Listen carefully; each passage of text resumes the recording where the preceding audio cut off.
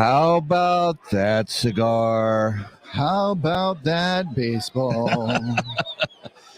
We are still live again. Which is it? Is it still live or live again? You choose. Yeah. I don't know. I'm punchy right now. Where are we going with this? I don't know. Okay. Hi, guys. We're back again at Cigars Baseball 2022. We're here with our good friend Scott Thomson. Scott, how are you? I am very well, thank you. It's nice to be here. It's wonderful to have you. Scott is, what would you say you are? A raconteur of the highest order. I've definitely been called worse, so let's just go with that. Raconteur of the highest order. That definitely works for me. He is a member and partner of sorts of Stogies on Grand, the first cigar shop I ever got a premium cigar at in 1997. Right on. Yeah. You know, that's a great segue. Oh. Because I think today it would be really good for us to talk about how it was that we got into premium cigars. Yes. Oh my gosh. Because there's the story I tell. and then there's the story. Right. They're very closely related. I love it. But so I had turned 18 and prom came up. Wow. And so I'm like, okay, I'm going to do this right. I'm going to get the biggest, darkest cigar I can find. And after dinner in the fancy restaurant, I'm going to light up a cigar. And that is going to be the pinnacle of my 18-year-old experience. So I went to a cigar shop. Where were you? This was in California. Okay. So not necessarily the most friendly market, but still a market that does exist. And I went in and completely based on how dark it was and how big it was. Yeah. I selected my cigar. That's what she said. That okay. I was by myself in a tobacco shop, and there was no she in the industry back in those olden before times. That's true. For no good reason. No good reason at all. Anyway, that's how things were back in the olden before times. And when it got to the point in the dinner, I asked one of the waiters for an ashtray, and they brought it to me. And I lit up this cigar and was just experiencing that, oh my God, I'm 18, I'm at a fancy restaurant, I'm dressed up, and I'm smoking a gigantic cigar. There's nothing better than that. Were the only one smoking a cigar? We did cover that this was in California. So yes, I was the only one in the restaurant smoking a cigar. And just as I had gotten it going and was really living my best 18-year-old life, one of the other waiters came over and said, "Sir, there's no smoking in here." Why do you have ashtrays? Why did somebody bring you an ashtray? And So that was almost a non-start. Yeah. Bummer. But it did lay the foundation. Okay. So that when I was in college, I was wrestling, and we did this big international Olympic festival as a fundraiser for our wrestling program. So as a team member, we were all expected to work the event so that it actually made enough money to be a fundraiser. And so I show up for my first shift. They hand me the keys to a passenger van, and they tell me to go to the airport and pick up the Soviet Greco-Roman Olympic wrestling team. Oh my God. No pressure? Yeah, none whatsoever. So I get to the airport, I meet the guys. Their KGB escort comes on first. As I said, this was the olden before times. Yes. And then the team comes on, and the last guy who came on spoke a little bit of English, and he said, "Thank you for coming to get us." And he handed me a box of Cuban Dunhill tubos. Oh, wow. So And that it was is lost on actually you, right? Wow. It was totally lost on you what that was. no idea. Right. No idea. All I knew was it was a box of cigars, and I was like, "Holy shit, that's Yeah, fucking cool." That's cool, but Yeah. you had no idea no how. idea. Right. So Holy that shit. was the first cigar that I actually smoked from start to finish, and of course, it was How do amazing. you not? Yeah, How do you not fall in love with cigars after that? and then my mother was a court reporter, and so she's relaying this story to her coworkers, and the bailiff says, "Wait, your son has a box of Cuban cigars? Uh-oh. Does he want to sell them?" Oh, thank goodness. I thought he was going to like turn you in No, to no. customs or something. Okay. No, and so I wound up selling what I had left for $300, because at 18, $300 is life-changing money. Yes. Yeah, especially in the 50s. But it was the 60s. Thank you very much. The 1980s of the 60s. But Yeah, still, well, I'm dating myself by saying it's a Cuban Dunhill. You're But right. anyway, Yeah. while I was happy to get the money, Yeah, I pinched two and kept them. there you go. Years later, as I'm cleaning out the house after my mom passed, I'm going through boxes, and I found this box of my memorabilia, and there's two tubes sitting in there. I'm like, oh, I kept the tubes. That's awesome. I opened one up. The cigars are still in there. I took them out. They're not dry as a bone, like a little squeeze, no cracking. So I put them in the humidor, and I'm still sitting on them. Oh, you still? Wow, that is so cool. Last I saw, I got 5 on one of them sold at auction for 30 grand. What? Hold on. One cigar? One cigar. Yeah, not worth it. Just smoke it. But when? When do you When you're, smoke it? when you're mowing the Yeah, grass or exactly. Walking the dog. yeah, Yeah. that is. But a I'll tell very- you what that I'm is a going to very do. I'm cool going to story. save the band, and I'm going to rebrand the cheapest, nastiest cigar that I can find with that Cuban Dunhill band and give it to somebody. That is such a cool story, though. That's Because a great Yeah. story. to find those cigars after all that time, and there's.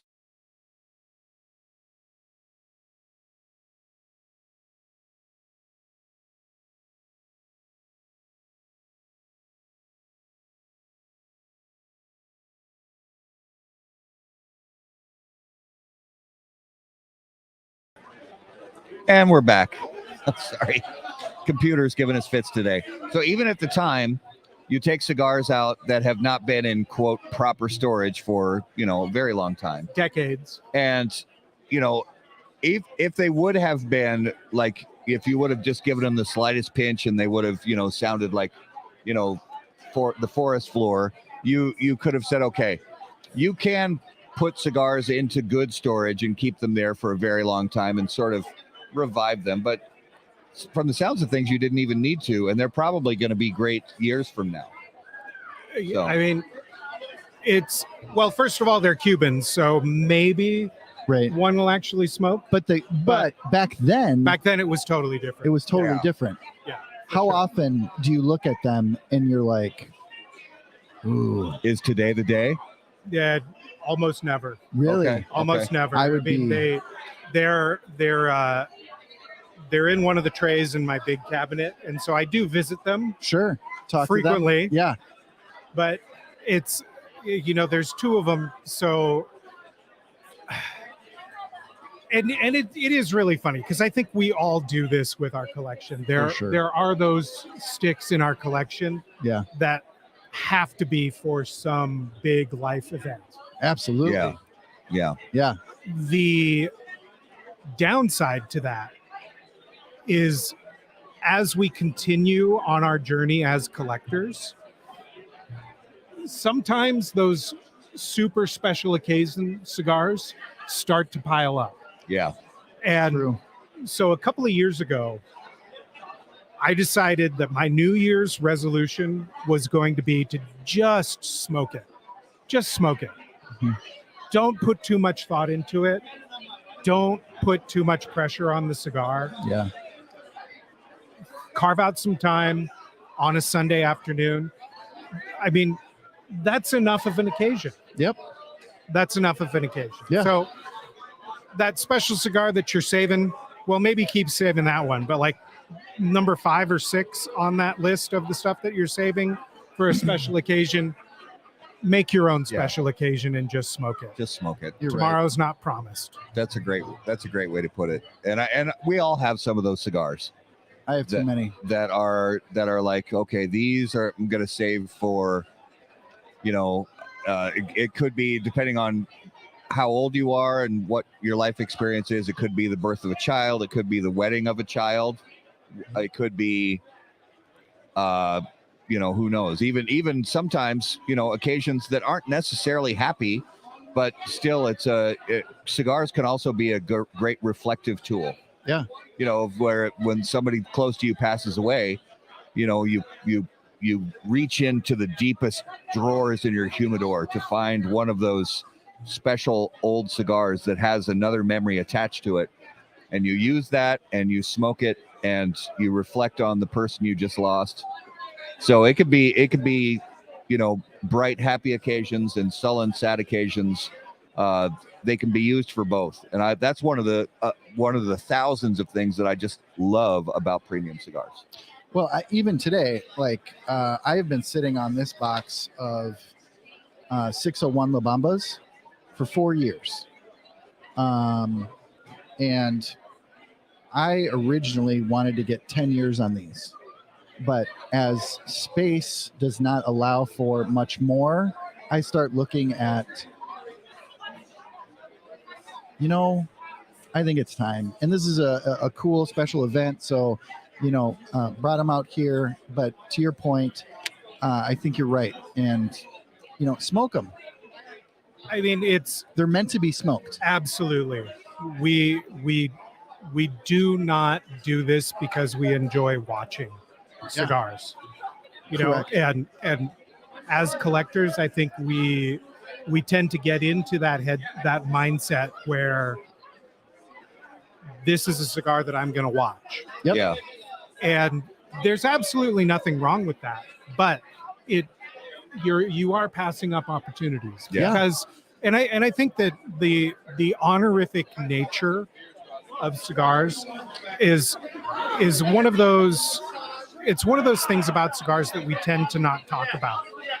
And I think a lot of that is for most of us when we think about, how are we going to honor this person who has passed? That is so much in the tape that we play to ourselves that this needs to be a big honorific cigar. But cigars can commemorate so many things. Yeah. A good day on the boat. Yeah. A great day on the course. Yeah. A meeting that went really well. You can measure the milestones in your life much more frequently than we are conditioned to think that we have to. Yeah. Because every day is an opportunity to really take that opportunity to reflect and recontextualize that with something that is very positive and enjoyable. Yeah. And just taking that time to slow down and really be mindful of that cigar experience. It's one of the really cool things about this. Well, and not all cigars age. So That's 100%. true. That's true. It was about 3-4 years ago. A good friend of ours, Tim Tubbs, put on the first Dog Rocket Herf, where he went out and bought a bunch of super cheap cigars, but sprinkled in some baller cigars in there. But they were all unbanded. We didn't know what they were. And we took, everybody got a number and we smoked one and decide if it was, good or not. And I had a cigar that I was convinced was a Cuban cigar because he told us there's a Cuban in the mix. Full disclosure, I wasn't the only one that thought my cigar was Cuban, so I'll just say that. It turned out to not. It was a $2.30 cigar, So that says a couple things. One, a $2.30 cigar can sometimes be a really good cigar. Absolutely. Another guy took like 4 or 5 pulls from one cigar and he threw it in the fire. He said, "This is crap." It's crap. It was an OG monster drac. Oh, I thought it was like a Fuente, No, that was the next year. Destino Al Siglo. That or was something. another one. That was another. Yeah. Okay. So an OG drac. OG drac from James Sucho gave that for the hurt. And he said it had 0 flavor. It was flavorless. It's possible that was true. That cigars do age out. Yeah. Some cigars do age out and they lose. Depending on the blend. Yeah, you're right. Now, I will say that I'd be willing to give that cigar at least half before throwing it in the fire. Yeah. But so. Well, that brings up a really good point. And that is how you can frame your expectation of the experience and how that actually impacts how you are going to experience the cigar. Yeah. There routinely, we would have people come into the shop and they would talk about this amazing event that they went to, and all of their really close lifelong friends were together and they were sitting around and they smoked this cigar, and I saved the band because it was the best cigar I've ever had. Yeah. Yep. And then you hand them that cigar and they go and smoke it again and they're like, yeah, this isn't the cigar. That's right. You must have messed up and given me the wrong cigar, because this isn't it. So much of our experience of a particular cigar is framed by our own expectations. That's right. Right. So being mindful about how you are going to experience the cigar can really impact how it hits your palate and how you really get to experience that cigar. Sometimes it's a liability, Yeah. but if you take a moment, I think that's the magic of the 3-match technique. Oh yeah. Is the 3-match technique builds the anticipation, and it also It's foreplay. Yeah, and it very clearly sets the intention. Yeah. And so by the time you actually get to that first puff, you have already invested so much into this experience that it changes the experience. That's right. So try that with one of your dailies, one of your regular go-tos. Try and frame the intention of how you're going to enjoy that cigar differently and see what happens.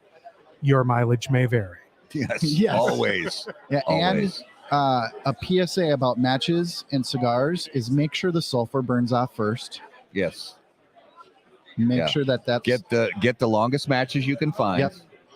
And light the match and let it burn for, to the wood. all the way to the wood, and then only then bring that to your cigar. Yep. And it is best if you do it when you're facing east at sunset. And In retrograde? yes. With 71 degrees exactly. right. 72 and I walk. Yeah. Worthless. Right in the fire. Right in the fire. So, Scott, what is your purpose here today? What brings you to this event? Being in the cigar industry, you find yourself at a lot of events, and there are tons of great events around the country that you can go to. There are a handful of truly special cigar events, and this is one of them. If you've never made it out to Cigars and Baseball, this is absolutely a bucket list cigar event. Absolutely. Yes. Worth traveling for, worth coming to, great cause. Yep. I mean, it absolutely can't be beat. And right before we went live, we actually had to wait a few minutes because they were going to be singing the national anthem. This guy, I mean, the singer I have killed no idea who he was. Yeah, I have no idea, but he killed it. It was beautiful. He murdered it. Yeah. In a great way. Like, Yeah. it was fantastic. Well, and it's so cool too, because while we're having the since somebody just waved at me there, I don't know who waved at me. Judd. So the the baseball players are down on the field and they're prepping for the game. They all get lined up on the third base line and the first base line for the national anthem, like usual. The singer gets out there, and the PA announcer gets on, and he's trying to. And there's maybe 1,000 people up in this maybe more up in this concourse here. Yep. And the PA announcer is talking to people, saying, "Hey, we're going to have the national anthem now." And a few people noticed and quieted down. But then the instant, it was so cool. The instant that singer started singing, silence. A hush came over the whole ballpark, Yep. and everybody took off their hats, turned around, and paid attention to the national. It was great. It was. I loved it. Yeah, I get unreasonably emotional about baseball. Yep. And this is just one of those moments again that's going to be in my memory list of when he hit those notes. Yeah. And you end out the song on such a. I mean, it gets you. Oh yeah, it really does. Big time. Yeah. So to piggyback on, it's absolutely an event, a bucket list item. Yes. Event. Yes. Absolutely. So on the next episode of How About That National Anthem, we are going to we'll break down the whole. We'll learn about the life and history of Francis Scott Key. Yes. And the War of 1812, and we'll dissect the whole thing. Roseanne Arnold's first pitch. Ooh, nope. No. Nope. Not that one. You killed it. come on. Man. So I'll pull this one out of the fire for Garrett. It's a very difficult song to execute. Yes, it is. As we have all experienced, we've all. That's enough about that. But fun fact about me, I was also in the San Francisco Boys Chorus. So there was a time when I was a boy soprano, and as we were the San Francisco Boys Chorus, we would frequently get called to sing the national anthem at Giants games. Nice. Wow. And that. What was that like? You think it's tingly up in the stands? Yeah, doing it from the field was an absolute amazing experience. And you're obviously boy soprano, so that's pre-puberty. So yeah. I'm like 11 years old. Yeah. Being escorted out onto the field. Yeah. In front of a packed stadium. So cool. It's one of those things that I really wish that my fragile prepubescent mind had enough presence to just take a minute and really experience it. Yeah. Because you're so focused on the performance, and you're so focused on the fact that you're doing it in front of so many people. Yeah. That you almost don't notice where you are. Yep. And the amazing opportunity that you're having. Yeah. But yeah, it was so, at parties I can break out and say, I sang the national anthem at a Giants game. And there's always some joker. It's like, yeah, well, so did I. We all sang it. It's like, yeah, but I was mic'd. I was on the field. Man, that's awesome. So yeah, this event, we keep talking it up, but I just can't not talk up this event. It's not only is it a great community event for lovers of premium cigars. There's great food, there's great drink, and it's all for a great cause. And that's one of the things that I genuinely believe puts this a step above a lot of other multi-vendor cigar events, is that this goes for a great cause. It's more than just show up and smoke your cigars and get your swag and go home. Your goodie bags. And, there's more to it than that. Yeah. No, it has purpose, and we'd be remiss to not talk about all of the special red tape that they had to go through in order to be able to do this, because this field is actually owned by the St. Paul Public Parks, and they get a 1-day smoking permit to be able to do that here. And in the state of Minnesota, that's a large feat. Yes. And so we are extremely grateful that the city and all of those involved saw the value in this event, saw the value that this community brings to such an amazing cause, Yeah. and allows us to have an event like this. It is a really incredible thing. Yeah. Yeah. And because politically, premium cigars get lumped in with big tobacco all the time, it is really just very humbling to see a governing body realize that this is definitely bigger than just tobacco. Yeah. It's bigger than premium cigars. And the other thing about it is, I think we've all had that magical experience of walking into a lounge that you've never been in before and getting that overwhelming sense of community Yes. Yeah. and home Yes. and finding your people. And a lot of that is because everybody who shows up at the lounge has at least one thing in common. Yeah. That appreciation for premium cigars. That's right. Yep. And here at this event, we all have in common both premium cigars and the desire to provide accessibility to kids who would never be able to play Yep. baseball on a standard field. Yep. And it does. It changes the vibe of the event fundamentally. Yep. And it's just glorious.